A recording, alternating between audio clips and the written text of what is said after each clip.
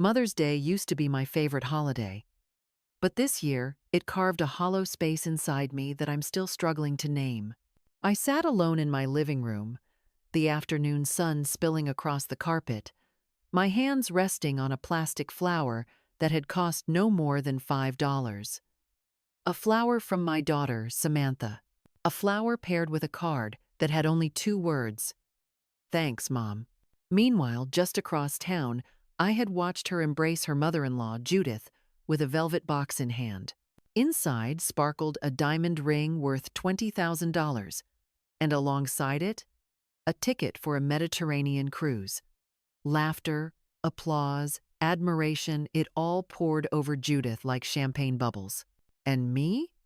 I had been seated at the far edge of the table, as if my presence was a formality.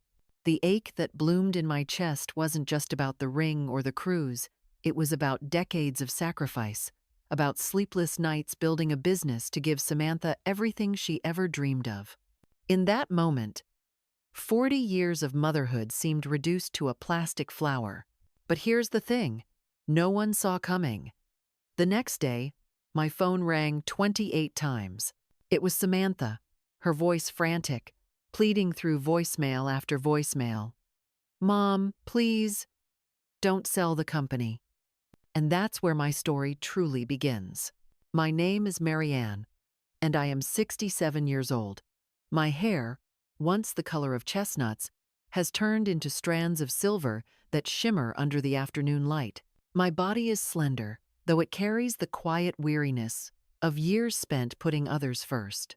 My eyes, people say, reveal too much. They speak of resilience, but also of the loneliness that I can no longer disguise.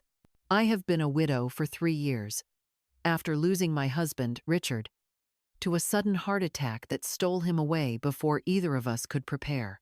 Since then, my world has been quieter, lonelier, yet filled with the constant hum of responsibilities I never abandoned. For more than 4 decades, I poured my heart and soul into building Wesley Solutions, a consulting firm that began in the corner of my kitchen with nothing but an old typewriter, a rotary phone, and a stubborn belief that I could create something lasting. There were nights when I worked until dawn, surviving on coffee and sheer determination, while Richard tiptoed around the house, leaving warm meals at my desk. Eventually, that stubborn belief grew into a thriving company. We helped businesses find clarity when chaos threatened to drown them, and over time, Wesley Solutions became my second child, one I nurtured with every ounce of energy I had left after raising Samantha. Samantha, my only daughter, came into my life when I was 32.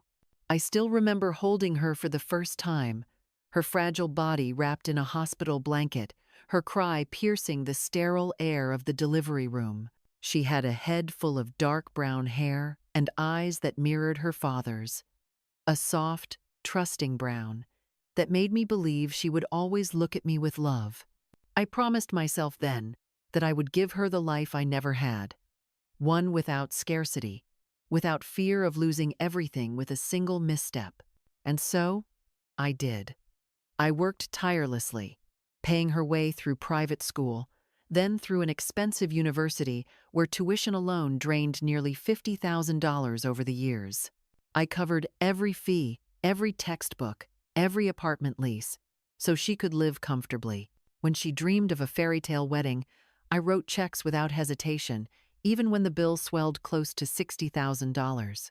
When she and Ethan, her husband, struggled with mortgage payments, I stepped in with a down payment. I purchased cars for them twice when theirs broke down. And when Ethan's landscaping business began to collapse under debt, I used company funds to bail him out. Nearly $85,000 gone with a single wire transfer. Ethan is charming in a polished sort of way. He comes from a family that wears refinement, like a second skin. His mother, Judith, is the kind of woman who glides into a room with elegance dripping from every gesture. Her jewelry sparkles, her laugh carries like music, and Samantha adores her. Sometimes, I think Samantha looks at Judith with the admiration I once believed was reserved for me. Judith hosts gatherings in her sprawling suburban mansion, complete with manicured lawns and chandeliers that glitter above dining tables set with crystal and silverware. When Samantha married Ethan, she slipped seamlessly into Judith's world, a world where appearances meant everything, and love was measured in grand gestures. For years, I told myself it didn't matter that Samantha seemed closer to Judith. I told myself that what mattered was her happiness. After all, isn't that what every mother wants? To know her child is safe, secure, surrounded by comfort? But as time passed, I realized that my sacrifices had become invisible, buried beneath the shine of Judith's effortless grace. I was the one paying mortgages, tuition, debts, yet it was Judith who earned the admiration, the affection, the gratitude. Mother's Day crystallized that truth in a way I could no longer ignore. The scene replays in my mind like an old film reel. Judith seated at the center of her opulent backyard, the air filled with the scent of roses and roasted lamb, Samantha standing before her with a velvet box. Gasps filled the table as Judith opened it, revealing the $20,000 diamond ring and the cruise tickets carefully folded beneath. Applause, laughter, even tears of joy followed. Cameras flashed as the family captured the moment. And then, when all eyes turned to me, Samantha handed me a wrinkled gift bag. Inside was a cheap plastic flower, its stem bent slightly, and a generic card with the words, "Thanks for everything, Mom." The humiliation burned through me like acid. I smiled, of course, I always smiled. But inside, I felt like a shadow, an afterthought, a prop placed at the end of the table simply because etiquette required it. 40 years of sacrifice, reduced to a $5 token. 40 years of motherhood, treated like an obligation instead of a bond. I left the gathering early that day, retreating to the quiet of my own home where the walls felt both like protection and prison. I sat in my living room, staring at the plastic flower that mocked me from its cheap wrapping. I told myself it didn't matter, that I shouldn't expect grand gestures, but the ache in my chest refused to ease. It wasn't about the ring or the cruise. It was about recognition, about acknowledgement, about love. And when it wasn't given freely, I began to wonder if I had been fooling myself all these years. That night, I opened old folders, tucked away in my office drawer. Receipts, bank transfers, copies of checks written in shaky handwriting from nights when exhaustion blurred my vision. Tuition, $47,000. Wedding, $58,000. Business bailout, $85,000. Multiple cars, house payments, monthly stipends disguised as help. The numbers climbed until nearly $400,000 had been poured into Samantha's life over just 15 years. I stared at the total, the ink smudging slightly under my trembling fingers, and I asked myself, had I been a mother, or merely an endless reservoir to be drained? Judith, with her pearls and perfumes, had given Samantha a sense of belonging. I, with my checkbooks and contracts, had given her stability. And yet, in the end, it was Judith who received the diamond ring and the applause. I received a plastic flower. It was in that realization, sharp and unforgiving, that a seed of rebellion began to take root. For decades, I had lived as everyone's lifeline, the safety net that kept them from falling. But perhaps it was time to let go. Perhaps it was time to step out of the shadows I had built for myself and ask the question I had always been too afraid to whisper. What happens when a mother stops saying yes? The following Sunday arrived with a deceptive calm, the kind that makes you believe life will be ordinary, unshaken, predictable. I dressed carefully, choosing a soft blue dress that Richard once said brought out the brightness in my eyes, though the mirror reflected more tiredness than radiance these days. Samantha had invited me to Judith's home for Mother's Day brunch, and though every instinct in me hesitated, I went. I told myself, It was a chance to be with family, to laugh, to feel included. But deep down, I knew I was walking into a room where I would once again play the role of background character in someone else's story.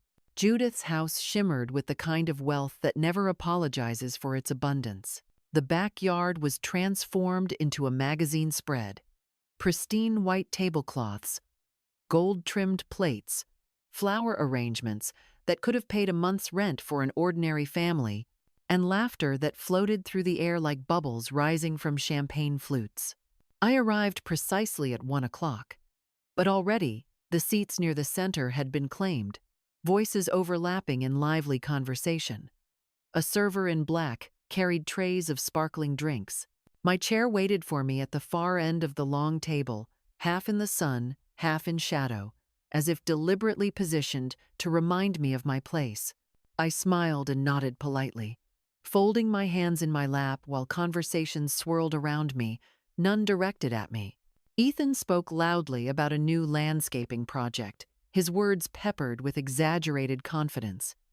Judith leaned in to listen, her laughter ringing like delicate bells. Samantha hovered near her hand on Judith's shoulder, their closeness as natural as if they shared blood rather than marriage. I told myself not to feel the sting of exclusion, but the ache in my chest grew heavier with each passing minute. Then came the moment that crystallized everything. Samantha stood, her long brown hair glistening under the afternoon sun, a velvet box in her hand. "For the woman who has shown me what grace and strength truly mean," she declared, her eyes fixed lovingly on Judith. Cameras clicked, phones recorded, and anticipation filled the air. Judith opened the box, her manicured hands trembling just enough to seem delicate, and gasps echoed around the table as the diamond ring caught the light. Nestled beneath it, 2 cruise tickets lay folded with elegant precision. Applause erupted, people clapped and whistled, and Judith pressed a hand to her chest, tears shimmering in her eyes as she embraced Samantha. The moment felt rehearsed, cinematic, perfect. And then, almost as an afterthought, all eyes shifted toward me. David, Ethan's brother, cleared his throat and announced with forced enthusiasm, "And now, something for Grandma Marianne." A crumpled paper bag was passed down the length of the table until it reached me.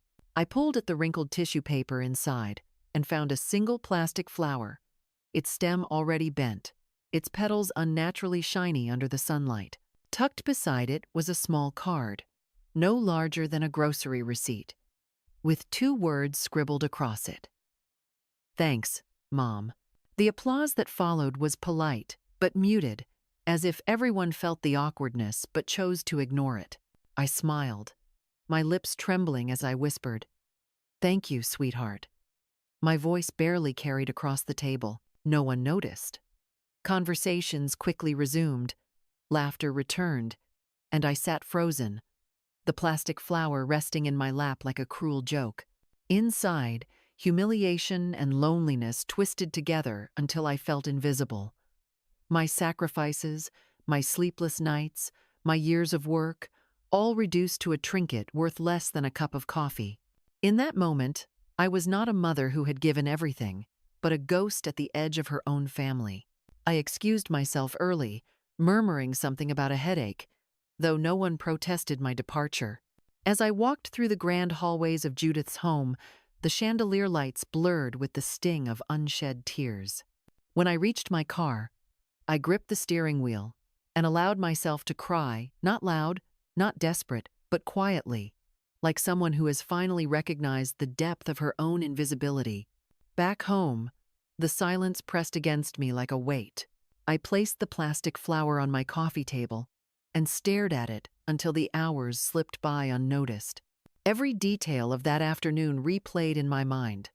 The applause, the diamond glinting in Judith's hand, Samantha's words of admiration directed elsewhere. For the first time in my life, I questioned whether my role as mother had been misunderstood, or perhaps worse, taken for granted.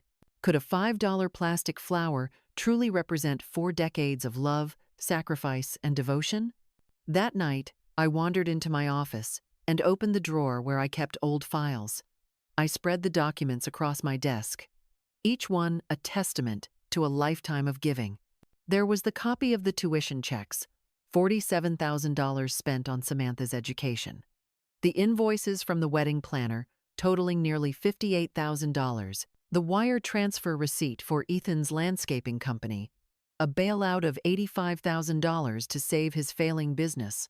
The bills of sale for cars purchased not once, but twice, so Samantha and Ethan could commute without worry. And the mortgage documents, where my signature guaranteed their home when the bank hesitated.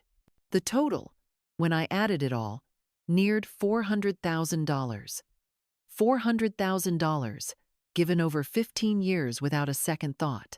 I traced the numbers with my finger. The ink faded but undeniable, and I whispered to the empty room, "Was this enough? Was it ever enough?" The silence offered no answer, only the soft hum of the refrigerator in the distance. The next morning, my phone buzzed. Samantha's name lit the screen. I ignored it. Minutes later, it buzzed again. Then again. By the end of the day, I had 28 missed calls, each voicemail more frantic than the last. "Mom, please answer. Mom, I need to talk to you. Please, don't make any decisions without me. Please, Mom, don't sell the company. Sell the company." She knew. Somehow, she knew. And for the first time in my life, instead of rushing to soothe her, I leaned back in my chair, folded my arms across my chest, and let the phone ring. Because deep down, I knew the moment had come when silence could speak louder than sacrifice. The day after Mother's Day, when Samantha's phone calls filled my voicemail with pleas, I chose not to answer. Something inside me shifted. For decades, I had been predictable, the reliable mother who would always pick up, always rush to fix, always provide. But that morning, I sat at my kitchen table with a cup of coffee growing cold in my hands, staring at the plastic flower on the counter, and I made a quiet vow. I would not continue as I had before. I was tired of being everyone's emergency fund, everyone's safety net, everyone's silent rescuer. The first test of this new resolve came sooner than expected. Samantha called again the next afternoon, her tone casual this time, as though the frantic voicemails had never happened. "Mom," she said brightly, "Ethan needs to borrow your truck for a few days. His company has a big landscaping project, and their vehicle broke down. Could you drop it off at the house?" In the past, I would have said yes immediately, even before she finished her sentence. I would have rearranged my schedule, canceled my own errands, done whatever was necessary to smooth their path. But this time, I let silence hang in the air for a moment, long enough for her to notice the hesitation. "I'll think about it," I finally replied, my voice steady but unfamiliar even to my own ears. The pause on the other end of the line was sharp. "You'll think about it?" Samantha repeated, as if the concept was foreign. "Mom, it's just a truck. You know we really need it." "I said I'll think about it," I repeated, and then, before she could argue, I ended the call. My heart pounded, my palms damp, but beneath the adrenaline was a strange sense of freedom. It was the first time in decades I had not given her an automatic yes. And though guilt nipped at me like an old habit, something stronger rose in its place: dignity. That evening, I pulled out more of my records, determined to confront the truth I had long avoided. I reviewed contracts from Wesley Solutions and saw how Ethan's company had been given lucrative maintenance contracts for our office properties, contracts that paid far above the market rate. I had justified it for years as a way of supporting my son-in-law, of giving him steady income when his business faltered. But the numbers told another story. Ethan had been profiting not through hard work, but through my generosity, and I had turned a blind eye. Next came the bookkeeping files. Samantha had been receiving over $1,000 each month for what was listed as administrative services. In reality, It was little more than a token position I had created to funnel her money, hours of work she never performed. I stared at the payment history, the transfers stretching back for years, and felt the weight of my own complicity. I had enabled this cycle, convincing myself I was helping my daughter, when in truth, I had only taught her to take without gratitude. That night, as I sat in the dim glow of my office lamp, I whispered aloud, "This has to stop." My voice trembled, not with weakness, but with resolve. The following morning, I scheduled a meeting with Margaret, my lawyer and one of the few people in my life who knew me not only as a client but as a friend. We met in her downtown office, where the walls were lined with bookshelves and the air smelled faintly of leather and paper. Margaret looked at me over the rim of her glasses as I explained my decision. "I'm thinking about selling Wesley Solutions," I told her. Her pen froze mid-note. "Marianne, that company is your legacy. You've built it from the ground up. Are you sure you want to walk away from it?" I nodded, my hands folded in my lap. "Exactly. It's my legacy.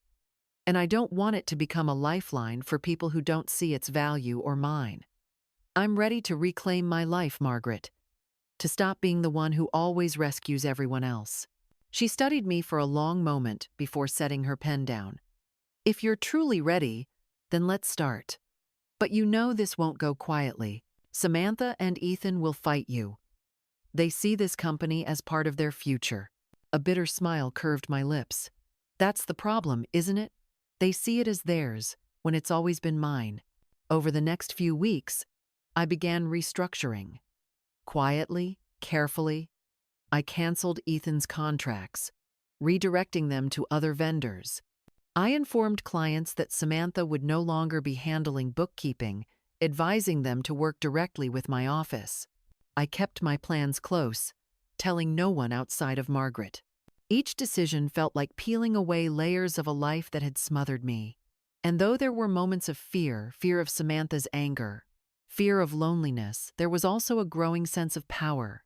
When Samantha eventually noticed the missing payments in her account, she called me late at night, her voice sharp with accusation. "Mom, my deposit didn't come through this month. Did something happen?" I took a deep breath, steadying myself. "Yes. I decided it was time to handle bookkeeping internally. It didn't make sense to keep paying you for something you weren't truly doing." Her gasp echoed through the phone. "How can you say that? I've been helping you for years." "You've been receiving money for years," I corrected softly. "That's not the same thing." There was a long silence, then a click as she hung up. I set the phone down, my hands trembling, but inside, I felt lighter.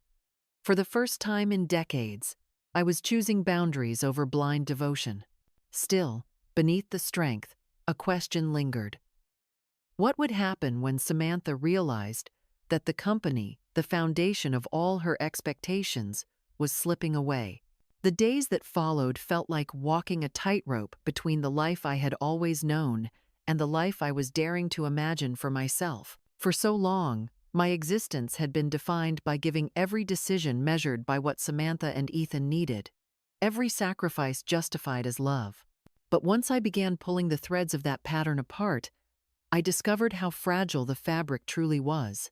It did not take long for Samantha to sense the change.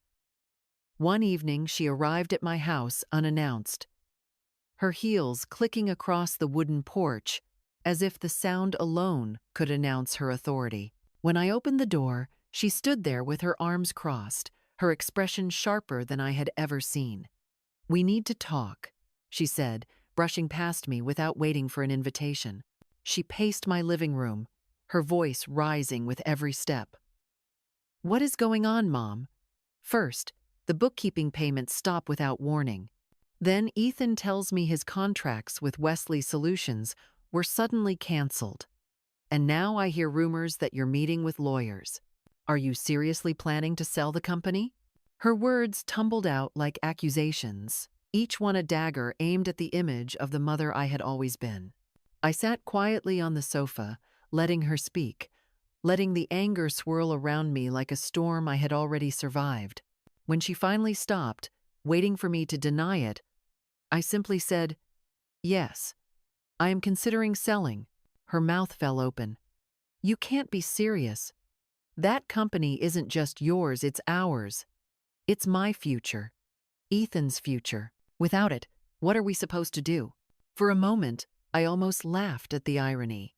She spoke of the company as though she had built it, as though the years of sleepless nights, the countless negotiations, the risks and the burdens had been hers to bear. "It was never yours, Samantha," I replied gently, though my voice carried a firmness she was not used to. "I created Wesley Solutions long before you depended on it, long before Ethan even entered our lives. It is mine, and whether it continues or ends is a decision I alone will make." Her face twisted with disbelief. "You're punishing us. This is about the Mother's Day gift, isn't it? You're angry because I gave Judith the ring and the cruise." "Mom, that doesn't mean I love you less." I shook my head, the weight of years pressing down on me. "This isn't about a ring or a cruise. It's about the fact that for decades, I have given, and somewhere along the way, you stopped seeing me as your mother and started seeing me as a resource. I can't keep living like that. I won't." Her eyes glistened, but instead of softening, her voice hardened. "If you sell the company, you'll destroy this family. Ethan is counting on you. I'm counting on you. Do you really want to see us fail?" I stood then, my hands trembling but steady enough to gesture toward the door. "No, Samantha. I want to see you learn to stand without leaning on me. I want to see you succeed on your own terms. If that feels like destruction, then perhaps what we had wasn't family, it was dependency." For a long moment, she stared at me, searching for the mother who would relent, who would apologize, who would smooth over the cracks with another check. But that mother was gone, replaced by a woman who had finally chosen herself. With a frustrated cry, she grabbed her purse and stormed out, the door slamming behind her. That night, the silence in my house was heavy, yet it did not suffocate me. Instead, it felt like a companion, whispering that freedom often begins in the quiet, after confrontation. I sat by the window, the moonlight spilling across the floor, and I wondered if Samantha would ever understand. Over the next week, the tension grew. Ethan called me twice, his voice filled with thinly veiled anger. "You're making a mistake, Marianne. Canceling our contracts, cutting off Samantha, it's reckless. You're destroying the stability of this family." But I had already rehearsed my answer. "No, Ethan. I'm giving you a chance to build stability on your own. You've relied on me for too long. It's time you learn how to sustain yourself." The silence that followed was heavy with resentment, but I did not waver. Privately, I moved forward with Margaret. We drew up preliminary documents for the sale, valuing the company at a figure that reflected not just its profits, but the blood, sweat, and heart I had poured into it. Every signature I placed on those papers felt like reclaiming a piece of myself, though I knew the storm to come would be fierce. What I did not expect was how quickly Samantha's desperation would escalate. One afternoon, I returned home to find my office door unlocked, though I was certain I had closed it that morning. Inside, papers were scattered, drawers pulled open, my desk chair slightly askew, and sitting there, hunched over my computer, was Samantha. Her fingers flew across the keyboard, her phone pressed between shoulder and ear as she whispered instructions to someone on the other end. For a moment, I stood frozen, the sight of my daughter rifling through my life, hitting me with a force I could barely breathe through. Then I stepped inside and closed the door behind me. "When," I asked, my voice calm but cutting, "did I become your employee instead of your mother?" She spun around, guilt flashing across her face before it hardened into defiance. "Mom, I had to. You're not thinking clearly. If you sell the company, you'll ruin everything. I was just trying to stop you from making a mistake." But in that moment, the truth was undeniable. This was not love speaking. This was fear of losing control, fear of losing the endless supply I had provided. And I realized with piercing clarity that my quiet rebellion was no longer just about boundaries, it was about survival.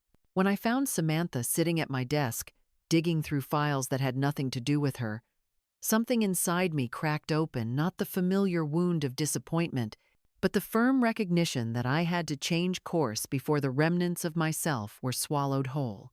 I had spent decades believing that love meant endless sacrifice, that motherhood was defined by how much I could give without question. But in that moment, I realized love without respect is not love at all. It is servitude disguised as devotion. I closed the office door behind me, my footsteps deliberate, my silence heavier than any outburst could have been. Samantha fumbled with the keyboard, her voice sharp as she muttered excuses, but I didn't argue. Instead, I simply stood there, studying the face of the daughter I had raised, the child I had once held against my chest, as though she were my entire world. Now she sat across from me, treating me like an obstacle instead of a mother. The realization was both devastating and clarifying. That night, after she left in anger, I walked through my house slowly, touching the photographs that lined the hallway, the framed moments of birthdays, graduations, holidays. I had preserved them like sacred relics, reminders of a family I thought was bound by love. But as my fingers traced the glass, I saw the truth hiding in those images. I had always been on the periphery, the one behind the camera, the one holding everything together so others could shine. And I was tired. The next morning, I met Margaret again. She welcomed me with her usual steadiness, sliding a cup of tea across the desk, as if she sensed the storm brewing inside me. I told her what had happened, how Samantha had broken into my office, how Ethan's voice had grown more demanding with every phone call, how my own silence had become the only shield I could raise against the relentless pull of their expectations. Margaret listened carefully, then said words that settled deep into my bones. "You don't need to justify your choices to anyone, Marianne. You've given enough. Now it's time to decide what freedom looks like for you." And what I let those words linger, tasting them like medicine. Freedom. A word I had never associated with motherhood, yet one I longed for with a hunger that surprised me. So I began my quiet rebellion in earnest. I instructed Margaret to prepare formal documents to evaluate the sale of Wesley Solutions. I reorganized my finances, setting aside what I would need for a modest but comfortable life.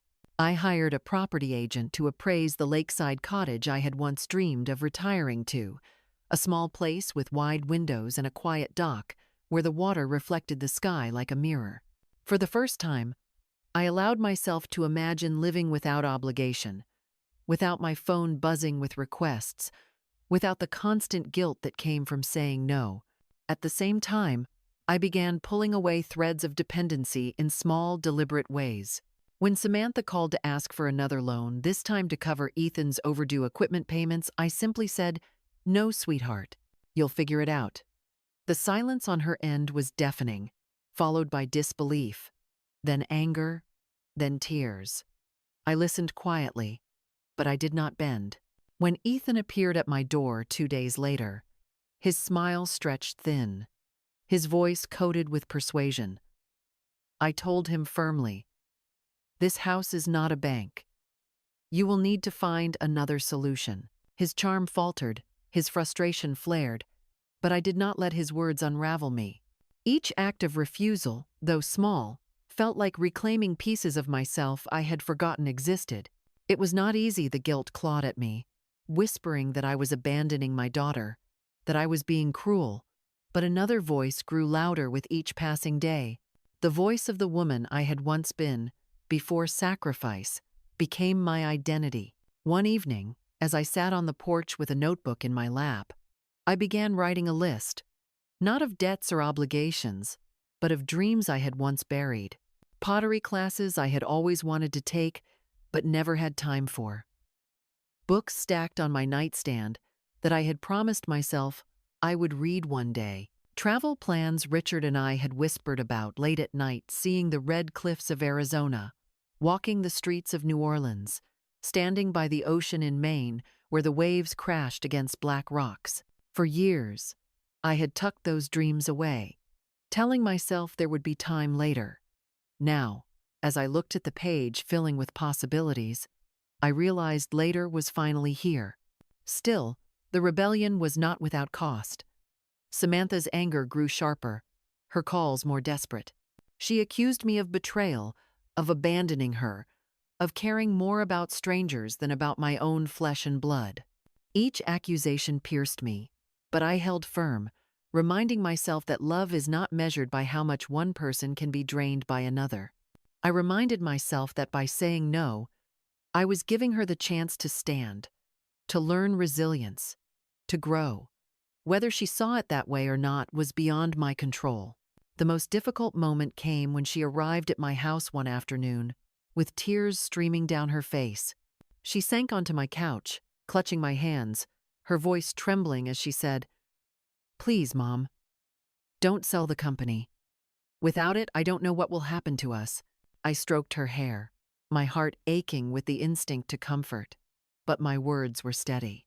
"What will happen is that you'll discover your own strength. You'll realize you don't need me to fix everything, and I will finally be able to live my life without feeling like I'm drowning."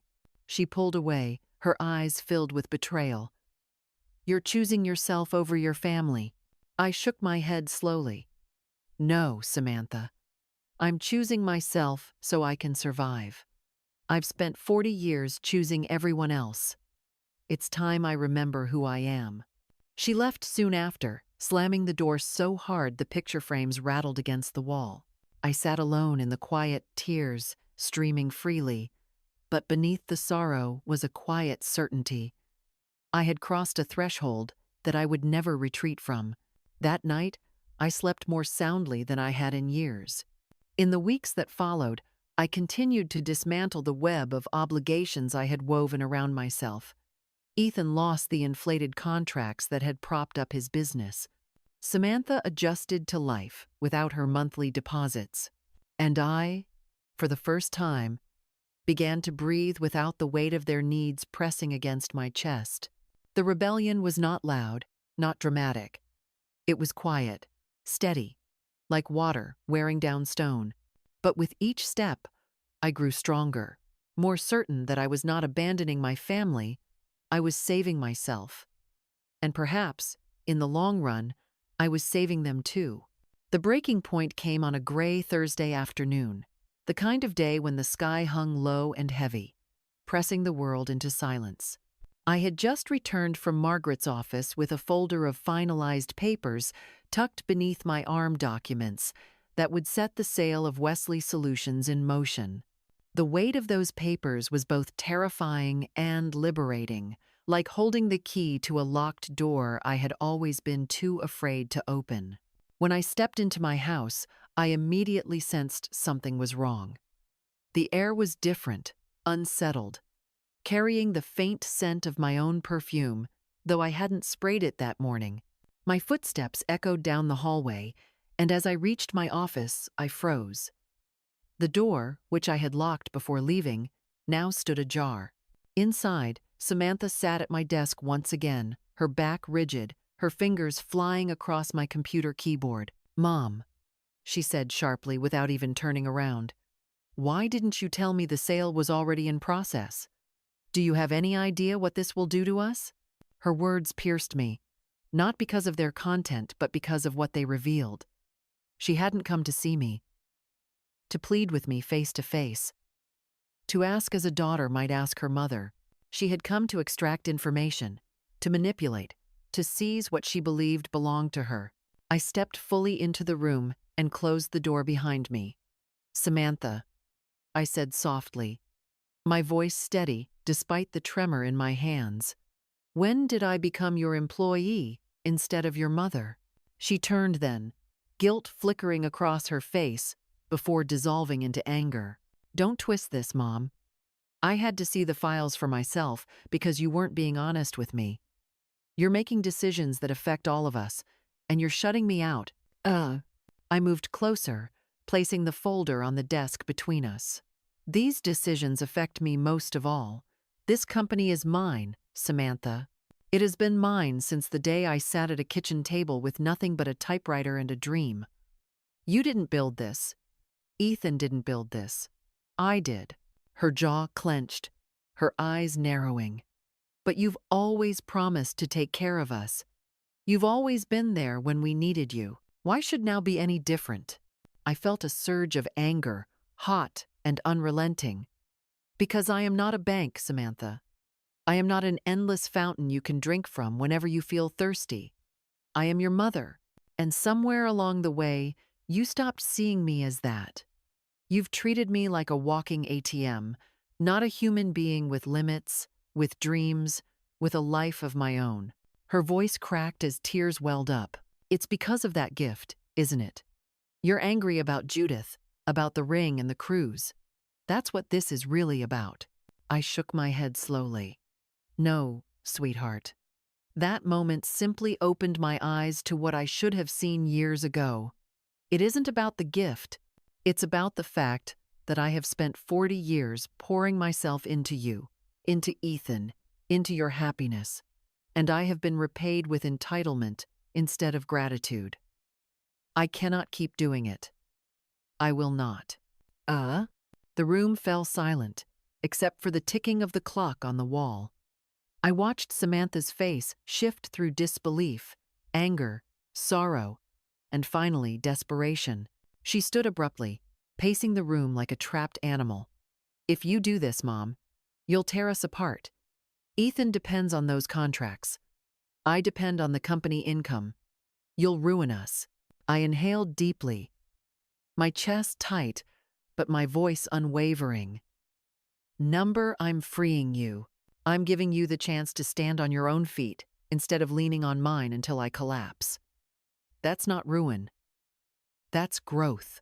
At that moment, the front door slammed, and Ethan's voice echoed down the hallway. "Marianne!" he shouted, his footsteps heavy, his tone already boiling with rage. He stormed into the office, his face flushed red. "What the hell are you doing? Do you have any idea what kind of damage you're causing?" I straightened, feeling the full force of both of them standing before me, their accusations sharp enough to cut. But I did not cower. I looked Ethan in the eye and said calmly, "I am selling my company. I am reclaiming my life. And if that threatens you, perhaps it's because you've been living off of what was never yours to begin with." His fists clenched at his sides, his voice rising. "You're destroying this family." I met his anger with steady calm. "No, Ethan. I'm saving it from the rot of dependency, from the quiet poison of taking without giving. I've allowed this pattern for too long. It ends now." The words hung in the air, heavy and undeniable. For the first time, I saw fear flicker across Samantha's face. Not just fear of losing the company, but fear of losing the mother. She had always known the mother who said yes, who bent until she broke. That mother was gone. In her place stood a woman who had finally remembered her worth. And in that silence, in that fragile moment between explosion and collapse, I realized there was no turning back. The confrontation did not end that afternoon. It grew like a wildfire, spreading into every corner of my life, igniting long-buried resentments and unspoken truths. Ethan lingered in my living room, his voice booming with threats disguised as arguments, while Samantha cried in frustrated bursts that felt rehearsed, as though she believed tears would weaken my resolve the way they always had before.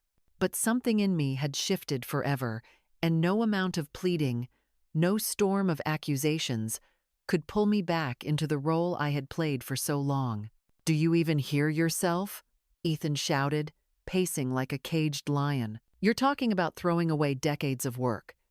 Do you know how many people rely on Wesley Solutions? How many of your employees, how many of your clients depend on that business staying alive?" I stood in the doorway of my office, my arms folded tightly across my chest, grounding myself in the stillness of my own body. "I do know," I said, my voice calm but resonant. And that is why I am preparing for a sale that will protect those employees, that will ensure continuity for clients. What I will no longer do is allow my company to be treated as a personal vault for my family's every whim. Samantha stepped forward then, her eyes red, her voice breaking with emotion. Mom, please, you don't understand. I've built my life around knowing you were there, around knowing I could count on you. If you take this away, what do I have left? Her words sliced me open, because they revealed what I had always feared. She had never learned to count on herself, and though it hurt to see her fragile, I knew the only path forward was to let her feel the weight of her own choices. You will have your own strength, Samantha, I whispered, my voice trembling but sure. It has been there all along, buried under comfort. You just never had to use it. Her face twisted, anger flaring again. You call this love? Watching us struggle? Watching us drown? This is love, I replied firmly, because I will no longer let you confuse dependency with devotion. I am your mother, not your lifeline. And if you can't see the difference now, one day you will. The words seemed to stop time for a moment. Ethan exhaled sharply, shaking his head. You've lost it, he muttered. You're tearing this family apart with your pride. But I felt no pride in that moment, only release. No, I said quietly. I am finally telling the truth. And sometimes the truth feels like destruction before it feels like freedom. The house fell into a tense silence. I could hear the tick of the grandfather clock in the hallway, the faint hum of the refrigerator, even the uneven rhythm of my own heartbeat. Samantha stared at me as though trying to memorize this new version of her mother, the one she could not manipulate, the one who would not bend. Ethan muttered under his breath, then stormed toward the door, slamming it so hard the glass rattled in its frame. Samantha lingered for a moment longer, her lips trembling, her hands shaking as though she wanted to reach out, but could not. Then she turned and followed him, leaving me alone once more. When the echo of their departure finally faded, I sank into the armchair by the window. The late afternoon light streamed in, soft and golden, painting the room in hues that felt almost forgiving. I closed my eyes and let the silence wrap around me, heavy yet comforting. I had stood my ground. I had spoken truths I had buried for too long, and though my heart ached with the weight of what I might lose, it also beat with a strength I had not felt in years. In the days that followed, Samantha's calls grew less frequent, though each message she left was tinged with bitterness. Ethan avoided me altogether, his silence louder than any insult could have been. But for the first time, their distance did not terrify me. It freed me. I began to wake in the mornings with a clarity I had not known in decades, sipping my coffee while the sunrise painted the sky, reminding myself that even endings can be beautiful if they lead to new beginnings. One evening, Margaret called with updates on the negotiations. The buyers are interested, she said, her tone brisk yet warm. They value the company highly. Once everything is finalized, you'll have the freedom you've been craving. Freedom. That word again, echoing through my chest like a hymn. I thanked her, then hung up the phone and walked outside to the garden. The night air was cool, the stars scattered above like diamonds no one could steal. I breathed deeply, filling my lungs with the promise of a life that was finally mine. I knew the road ahead would not be easy. Samantha might never forgive me. Ethan might always see me as the villain. But I also knew that survival sometimes meant letting go of the very people you love. Not because you want to, but because holding on would destroy you. And as I stood there beneath the endless sky, I whispered to myself, I am not afraid anymore. The weeks after the showdown unfolded, like the slow turning of seasons. At first, the silence in my house felt deafening. For decades, I had lived with the constant buzz of Samantha's needs, Ethan's demands, the ever-present hum of my company filling the space between each breath.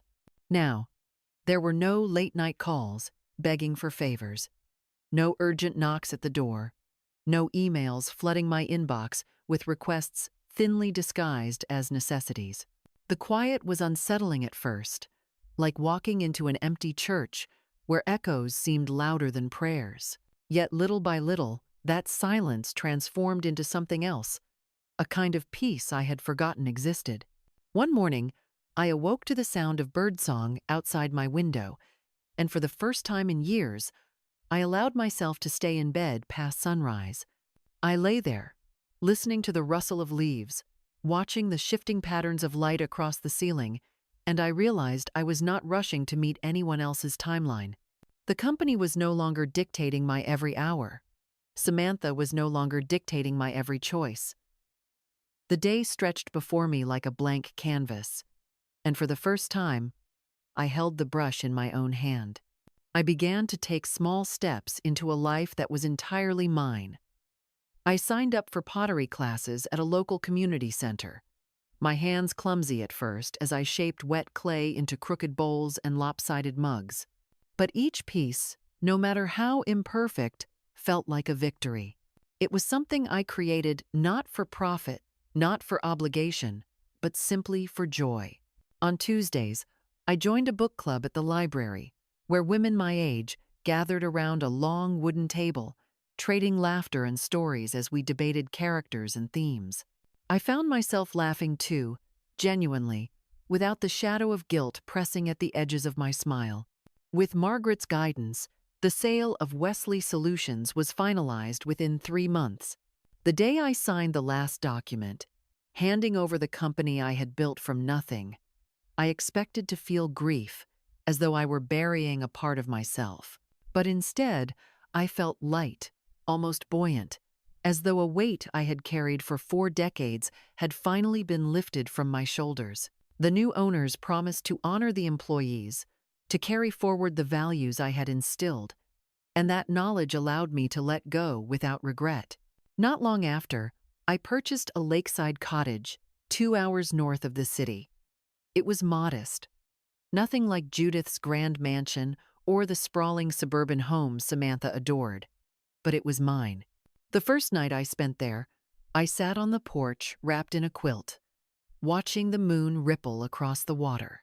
The air smelled of pine and earth, the only sounds the gentle lap of waves against the dock and the distant call of an owl. I thought of Richard then, of how he used to dream of such a place, and I whispered into the night, "I made it, love. I finally made it." The cottage became my sanctuary. I filled it with colors that soothed me: soft blues, warm creams, the deep green of forest moss. I planted wildflowers in the yard, let ivy climb the porch railings, hung wind chimes that sang whenever the breeze passed through. Every corner of that home reflected me, not the version of myself shaped by others' needs, but the woman who had finally remembered her own. And yet, even as I built this new life, a part of me could not help but look back. Samantha and I spoke rarely in those months. When she did call, her voice was cool, distant, as though speaking to a stranger.